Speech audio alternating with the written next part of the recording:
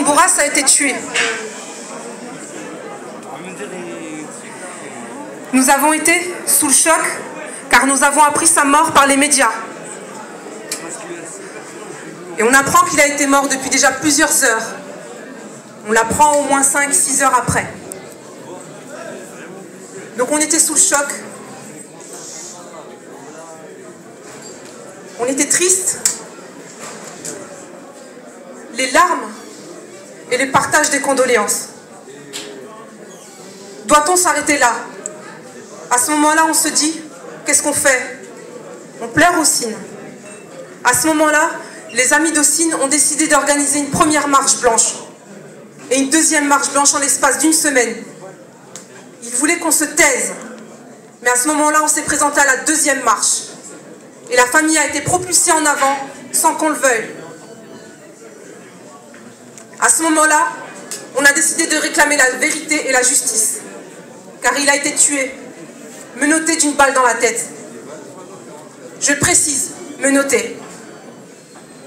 À ce moment-là, un combat s'est mis en place et une lutte pour réclamer la justice et la vérité pour Hocine. Et une marche s'est mise en marche. Une machine s'est mise en marche depuis ce temps-là. Une machine de force et de courage et de détermination, et on ne lâchera pas. Bonsoir à tous, je me présente, je suis Louisa, la sœur de Hocine. En fait, je vais vous expliquer un petit peu sa mort. Donc le 26 août 2014, Hocine se trouve à la prison de l'Elzo. Ce jour-là, il devait voir le juge. Malheureusement, il n'arrivera jamais dans le box des accusés. Ils ont décidé de sa peine, avant, sur le trajet. Et cette peine, c'était une peine capitale, la mort. Hocine, il était en détention provisoire. Il devait passer devant le juge ce jour-là. Et on ne saura jamais s'il était coupable ou alibi.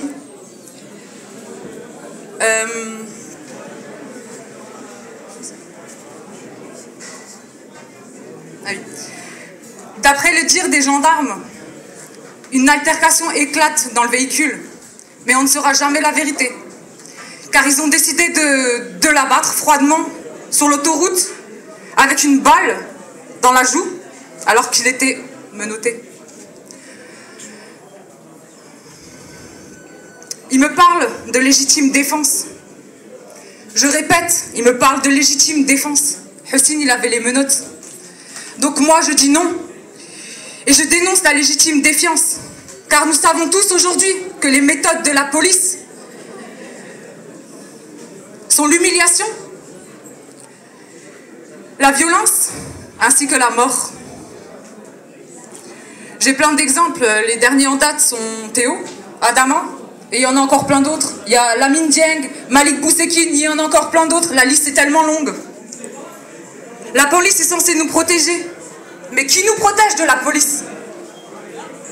Personne. Personne. Et c'est notre combat d'aujourd'hui. Les familles qui ont perdu leur mari, leur fils ou leur frère dans des conditions similaires.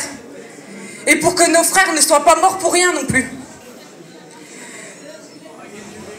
Il faut que la liste s'arrête de s'allonger. Il faut que ces criminels en uniforme payent pour leurs crimes. Il faut que la justice française cesse de les acquitter et d'émettre des non-lieux. Comme si nos frères pouvaient revenir d'entre les morts. Pour une justice impartiale. Et pour que les exécutions autoritaires cessent. Pour que justice soit faite pour Hocine Bourras et tous les autres. Merci.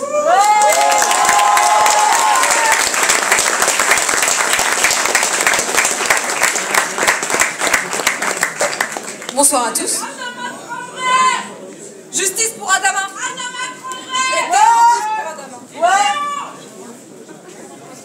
Bonsoir à tous, ça fait plaisir. J'espère que vous passez tous une bonne soirée. Je me présente, je suis Lisa, du collectif Vérité et Justice pour Hocine Bourras. Nous, au collectif, ce soir, on passe une très bonne soirée. Parce qu'il y a un rassemblement, parce qu'il y a des gens, parce qu'il y a de l'ambiance, parce qu'il y a du monde. Un concert contre les répressions. Des répressions qui humilient, qui blessent, qui violent et qui tuent. Le 26 août 2014, Hossein Bourras s'est fait assassiner d'une balle dans la joue par un gendarme alors qu'il était menotté. En 2016, le collectif Vérité et Justice pour Hossein Bourras s'est créé. Il s'est créé pour plusieurs raisons. Tout d'abord, il s'est créé pour soutenir la famille. Aujourd'hui, la procédure qui a été lancée est en cours de cassation. Nous avons besoin de la financer. Aujourd'hui, il nous faut pas moins de 4 000 € pour pas que cette affaire soit classée. On a besoin de 4 000 € pour financer des avocats et pour poursuivre cette lutte pour la justice. On ne peut pas laisser ce cas tomber dans l'oubli. Donc, en rentrant, vous avez pu rencontrer un stand, le stand du collectif Vérité et Justice pour Hossein Bourras. Stand sur lequel on vend des t-shirts, on vend des pulls. Ça nous aide à financer cette lutte.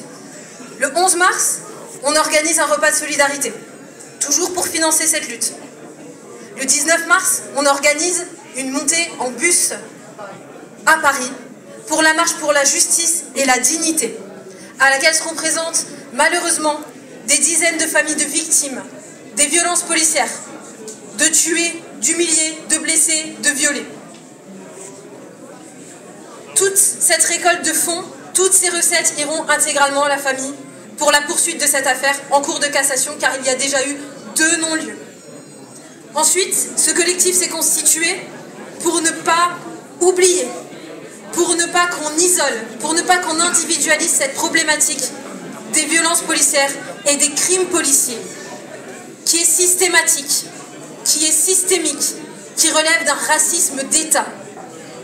La police assassine et la justice acquitte. La police assassine régulièrement et depuis des décennies des Noirs et des Arabes dans les quartiers populaires. Aujourd'hui, on voit que la répression s'accroît. Dans les mouvements sociaux, elle est encore plus dure et encore plus impitoyable. Aujourd'hui, on a le devoir de lutter contre ces répressions. On a le devoir de lutter contre cette injustice d'État, contre ce racisme d'État. Le collectif Vérité et Justice pour Hossein Bourras essaye d'organiser, de soutenir cette lutte. On a besoin de tout le soutien qu'on pourra avoir. On a besoin de votre soutien. On a un stand à l'entrée auprès duquel vous pourrez demander tous les renseignements, auprès duquel vous pourrez discuter de ce cas et des autres cas qui tombent tous les quelques mois, toutes les quelques semaines, sans discontinuer. Tant qu'il n'y aura pas de justice, il n'y aura pas de paix.